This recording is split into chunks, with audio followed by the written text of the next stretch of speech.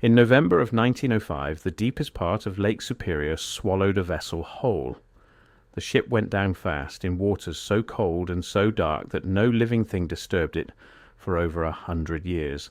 The wreck settled into the silt at the bottom of the Keweenaw waterway, northwest Michigan, buried under decades of sediment, pressure, and silence. When a dive team finally located it in 2021, they weren't expecting much. Lake Superior has over 500 known shipwrecks. Most of them yield the usual haul: corroded fittings, splintered timber, personal effects turned unrecognizable by depth and time. What they found instead stopped the entire expedition cold. Packed into the hull were copper ingots. Not just any copper ingots, these were uniform, dense and stamped. Not with English, not with French, not with any colonial era marking that a historian at a maritime museum could identify. The stamps on those ingots were ancient, and they matched script that has been found carved into walls, pressed into clay tablets, and etched across stone structures on 4 separate continents. Script that academia still cannot fully explain. Script linked to a civilization so vast, so technologically sophisticated, and so thoroughly erased from the official historical record that researchers who study it have been dismissed, ridiculed, and in some documented cases, professionally destroyed. The civilization researchers call Tartaria. This is the story of the Keweenaw shipwreck, the ingots pulled from its hull, the script no one can officially account for, and the empire behind it that history decided you were never supposed to know existed. To understand what was found in that wreck, you need to understand what was already known about Lake Superior copper, because the copper alone should have rewritten history decades ago. It didn't. That failure tells you everything about the forces working against that rewrite. Lake Superior sits on one of the largest deposits of pure native copper on Earth. Not copper ore that needs smelting, but raw, elemental copper in chunks you can lift with your hands. The Keweenaw Peninsula, the finger of land that juts into the western edge of the lake, is saturated with it. Indigenous peoples mined it. French traders catalogued it. American industrialists built entire fortunes on it. But here is the detail that the standard curricula skip past entirely.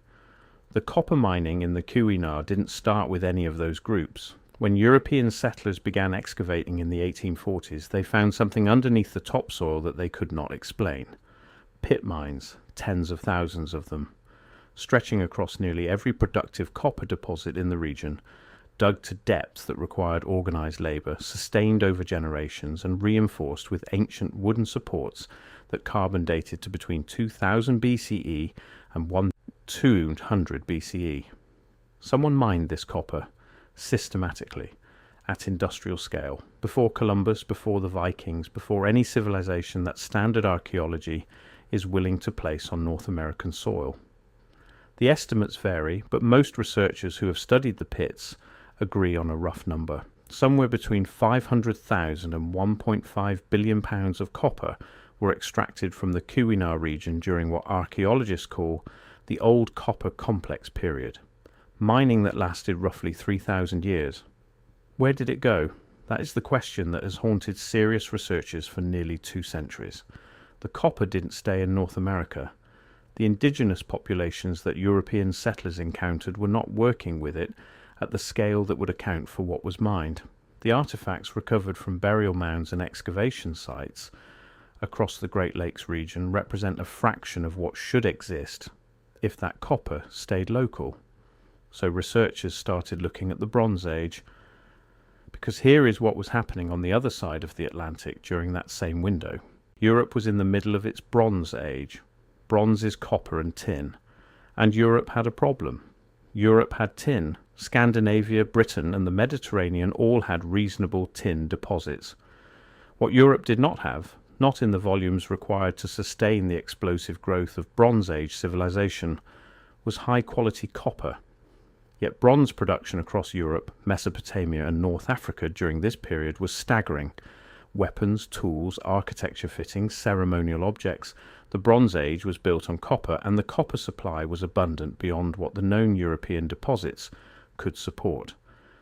Researchers like David Hatcher-Childress and later mining geologist James P. Schurz began cross-referencing the volume of copper extracted from the Great Lakes with the volume consumed during the European Bronze Age.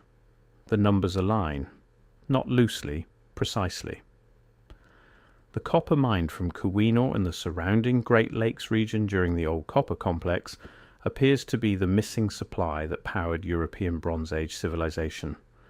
Someone was shipping copper across the Atlantic for 3,000 years, and the Keweenaw wreck is, by the account of the divers who found it. I have to pause here for a second, because what I just described, that is one case from a much larger pattern. There are 35 documented cases in a document I put together. Different cities, different decades, different types of evidence. Every single one follows the same sequence: discovered, documented, acquired, disappeared. I could not fit all of it into a video. It's in the pinned comment below.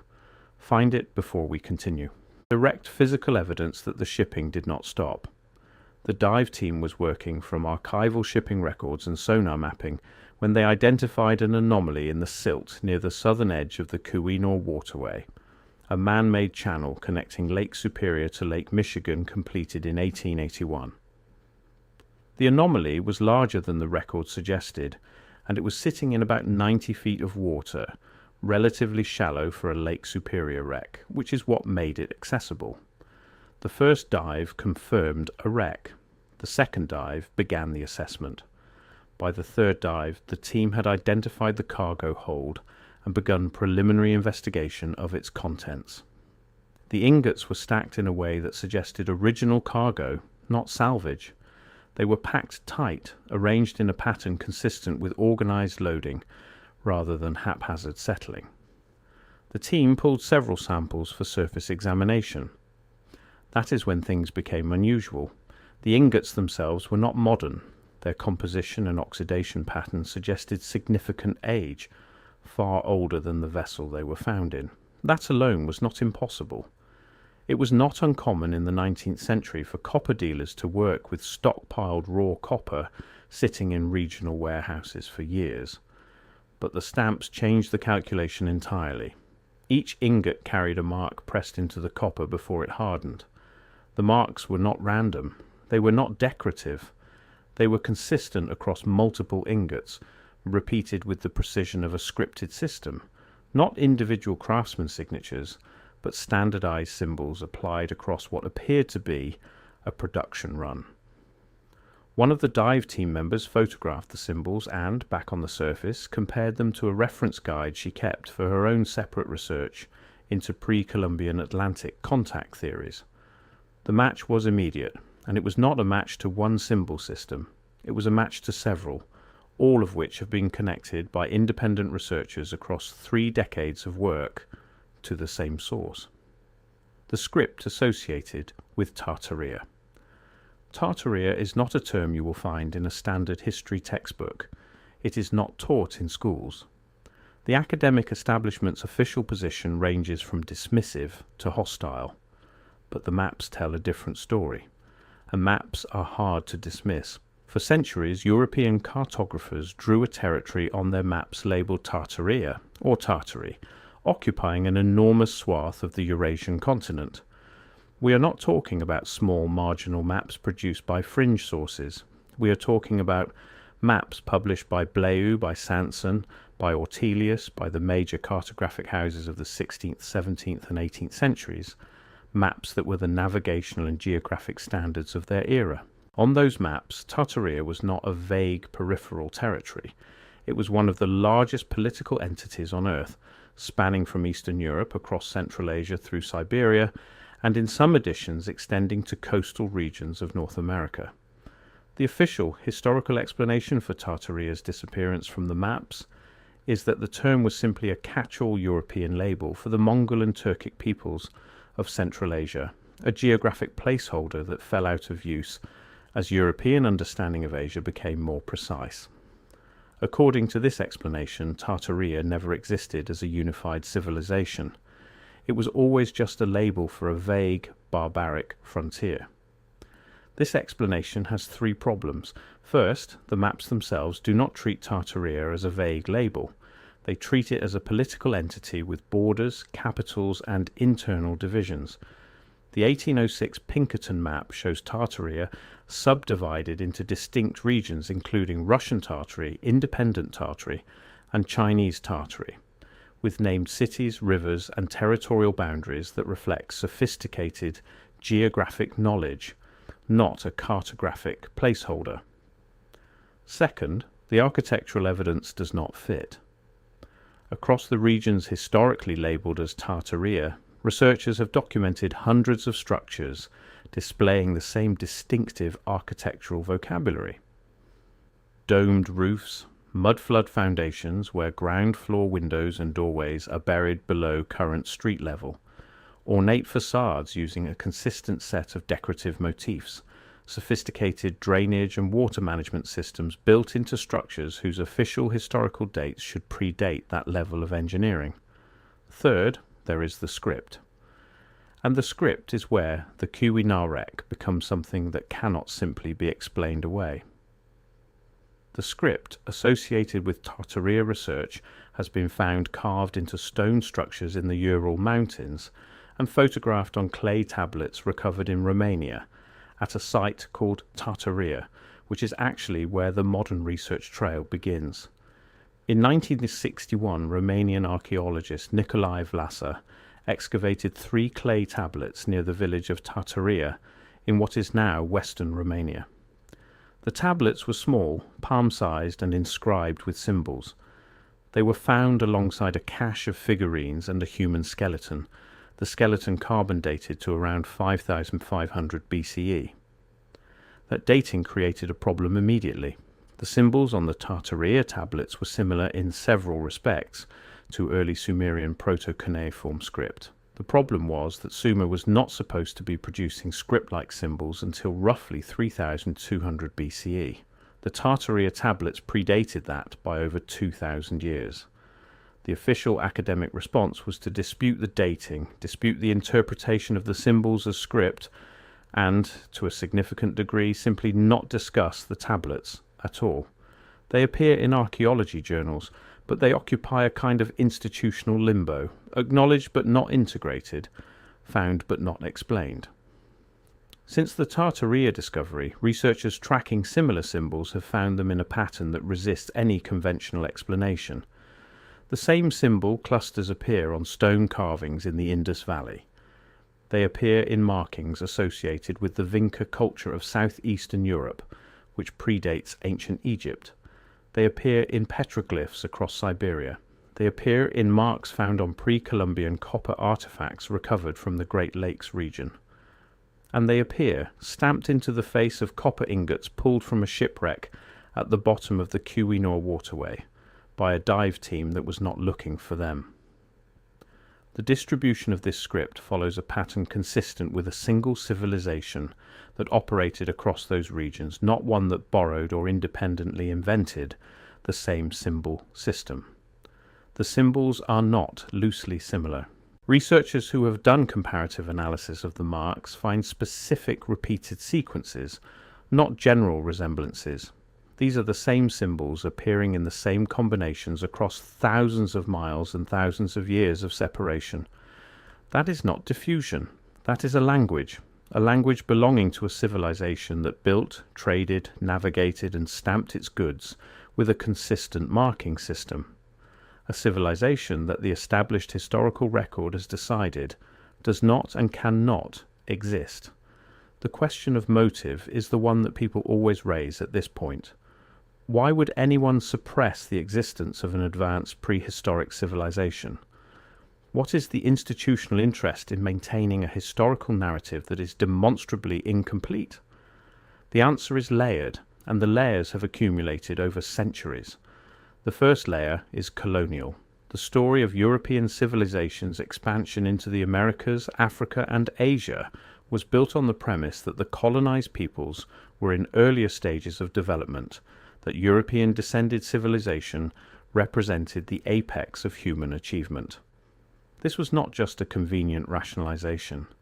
It was encoded into law, into educational systems, into the self-conception of the nation-states that emerged from the colonial project. The existence of a Before I go further, that document in the pinned comment. If you have not found it yet, go there now, because everything I cover in these videos is one piece of a pattern that only becomes visible when you see all 35 cases together. The document shows you the full pattern. What I can show you here is the surface. What is down there is everything underneath it. Pinned comment, now, then come back. Columbian advanced civilization operating across the Atlantic fundamentally destabilizes that premise. If copper was being extracted from the Great Lakes at industrial scale and shipped to Europe 3,000 years before Columbus, then the story of European arrival in the Americas as the first contact between civilized and uncivilized worlds collapses entirely. The implications cascade from there through every institution built on that story. The second layer is academic. Careers are built within frameworks. Funding follows accepted paradigms.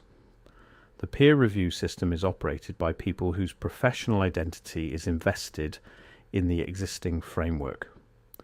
Anomalous findings that threaten that framework are not so much actively suppressed as systematically unable to gain traction. The journals that would publish them are controlled by the people who built their careers on the existing narrative. This is what Thomas Kuhn described in The Structure of Scientific Revolutions, published in 1962. Paradigms do not yield to evidence, they yield to generational turnover, when the people whose careers depend on the old framework retire and a new generation, unburdened by those investments, is able to evaluate the evidence fresh. The Tartaria question is in the middle of that generational shift right now. The third layer is more recent. In the last decade, as digital tools have made it possible for independent researchers to do comparative analysis at a scale that previously required institutional resources, the volume of evidence connecting disparate findings into a coherent picture of Tartaria as a real global civilization has grown faster than the academic establishment can comfortably absorb. The response from mainstream institutions has in several cases crossed from dismissal into active discrediting campaigns targeting individual researchers. This pattern, the move from ignoring to actively suppressing, is itself a signal. You do not deploy resources to discredit a theory that poses no threat. Mud flood theory is one of the most contentious elements of Tartaria research, and it is worth addressing directly, because it is also one of the most visually compelling arguments for the civilization's existence and the mechanism of its disappearance. Across cities in Europe, Central Asia and North America, there is a consistent architectural phenomenon. Buildings officially dated to the 18th and 19th centuries have ground floors that are partially or entirely below the current street level. Windows designed to let in light sit at or below grade, doorways open into walls of earth. The ground level entries to what should be ground level structures are blocked, buried or converted into basement access. The standard explanation is gradual urban accumulation, that streets simply rise over time as cities build up layers of debris and sediment. This is true, streets do rise, but the rate and uniformity of what is observed in these cities is inconsistent with normal accumulation. Researchers tracking the phenomenon found that it is concentrated in a specific time window. The buried structures cluster in what appears to be a catastrophic burial event somewhere in the 18th or early 19th century, a period when maps of the world were being rapidly and systematically redrawn, Tartaria was disappearing from cartographic records, and the official narrative of history was being consolidated into the form we recognize today. The theory is that a large-scale catastrophic event, possibly a combination of flooding, seismic activity, and what some researchers describe as a directed energy event, buried significant portions of a global civilization within a relatively short window. The survivors rebuilt on top of the ruins. The rebuilding generation knew what was underneath, but subsequent generations were taught a different history, one in which the buried civilization had never existed. Every empire in history has rewritten the history of the civilizations it conquered or replaced. This is not unusual, it is the default behavior of power. The unusual thing would be a civilization that achieved global dominance and chose not to rewrite the record of what came before. The copper connection between the Great Lakes and the European Bronze Age has been taken seriously by a small but growing number of researchers outside the Tartaria framework, which is significant because it means the foundational evidence is not dependent on accepting the full Tartaria hypothesis. The missing copper problem has been acknowledged in archaeological literature, though the transatlantic solution remains speculative in mainstream circles. To accept transatlantic copper trade in the Bronze Age requires accepting ocean-crossing vessels, sophisticated navigation, and the organizational infrastructure to sustain commercial operations across thousands of miles of open water. But here again, the evidence does not cooperate with the standard timeline. The Uluburun shipwreck, discovered off the coast of Turkey in 1982 and dated to roughly 300 BCE, carried 10 tons of copper ingots alongside tin, glass, ebony, ivory, and goods from at least 7 distinct cultures. It is the most compelling single piece of evidence for the sophistication of Bronze Age maritime trade, demonstrating that ocean-going cargo vessels capable of carrying enormous weights of copper were operating in the ancient world. The Uluburun copper has been analysed isotopically. The results are complicated, and the copper's origin remains contested, but some researchers have noted isotopic signatures inconsistent with any known Mediterranean or European source. Consistent, however, with Lake Superior native copper. The analysis has not been published in a major peer-reviewed journal framing it as a Great Lakes origin claim. The data exists. The interpretation has been suppressed not by being disproven, but by not being given the institutional platform that would force a response. The dive team's photographs of the ingot stamps were circulated among several researchers in the Tartaria research community, and the response was consistent and, for those researchers, not surprising. The symbols matched known examples from the Tartaria tablets. They matched symbols catalogued from Vinca culture artifacts. They matched marks documented in Siberian petroglyphs. They matched, most strikingly, a set of symbols found on copper artifacts recovered from burial mounds in the Ohio Valley. Artifacts worked in a style inconsistent with what archaeological consensus attributes to the Hopewell culture that is credited with building those mounds. The ingots were not just old copper, they were stamped copper. Stamped with a script used by a civilization that operated across the Atlantic world, that was sourcing raw material from the Great Lakes, processing and stamping it with identifying marks, and shipping it. The vessel they were found in was a 19th century ship, American-built, engaged in ordinary Great Lakes commerce at the time of its sinking.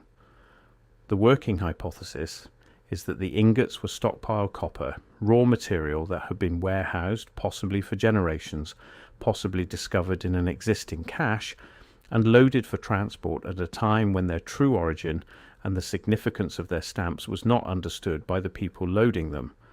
Across the American Midwest, there are documented cases of 19th century copper dealers working with raw copper of indeterminate age, sourced from traders who sourced it from native communities, copper that had simply existed in the landscape, in caches, in the ruins of structures, in quantities that did not fit the accepted timeline. The Keweenaw wreck ingots may represent exactly this kind of chain.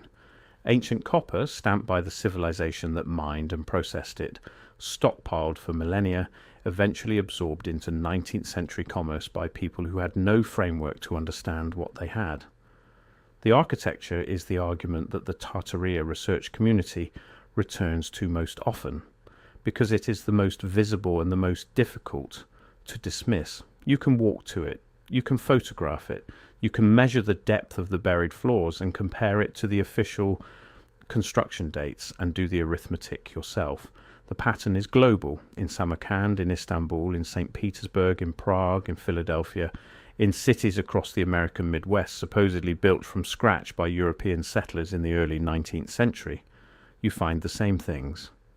Buildings of extraordinary technical sophistication, built in styles inconsistent with the tools the official record credits to the builders.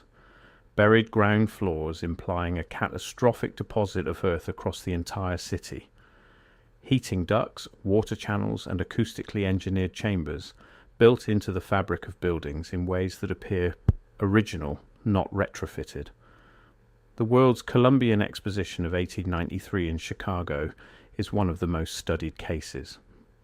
The White City consisted of dozens of enormous, architecturally sophisticated buildings constructed in what was officially an 18-month window. The official explanation is that they were temporary, built from a material called staff, a mix of plaster and jute fibre, erected over steel frames, designed to impress visitors and then be demolished. But photographs of the construction and the buildings themselves tell a different story. The foundations show characteristics of permanent engineered structures. The drainage systems, the structural depth, the internal configuration, these are not features you engineer into a temporary exhibition facility. The more uncomfortable question is what was there before the exposition? The Jackson Park site had been partially developed in the decades prior. What exactly existed there before 1891 is a question that the historical record handles with unusual vagueness for a site in a major American city with extensive documentation of its urban development. Researchers in the Tartaria community have proposed that significant structures already existed on the site, and that the exposition was in part a showcase of what had been found and repurposed. The civilizational timeline that the Tartaria research community proposes is roughly as follows. Between roughly 10,000 BCE and 3000 BCE, a global civilization existed that achieved technical and organizational sophistication significantly in advance of what standard archaeology attributes to the period. It operated across Eurasia, North Africa, and had active trade connections with North America. It used a consistent script, built in a consistent architectural style, and maintained commercial networks spanning thousands of miles. Between roughly 3000 BCE and 1000 BCE, this civilization was in decline. The old copper complex mining was still active. The Bronze Age civilizations of the Mediterranean were the end consumers of the copper supply chain. The catastrophic event that researchers associate with the mud flood occurred somewhere between the 14th and 19th centuries CE. Some researchers focus on a specific event around the mid-17th century, correlating with astronomical records of a significant comet or meteor event, and with documented climate disruption in the historical record. In the aftermath, the surviving population rebuilt on top of the ruins using tools and knowledge substantially diminished from the civilization that preceded them. The intellectual infrastructure required to read the old script, to understand the old architecture, to maintain the old trade networks, was gone. What survived were physical structures, copper caches, inscribed artifacts, and fragments of knowledge encoded in mythology and oral tradition. The entities that emerged as dominant powers in the post-catastrophic world built their legitimacy on a clean break with whatever came before. The history they wrote began with them. What came before was barbarian, primitive, or simply non-existent.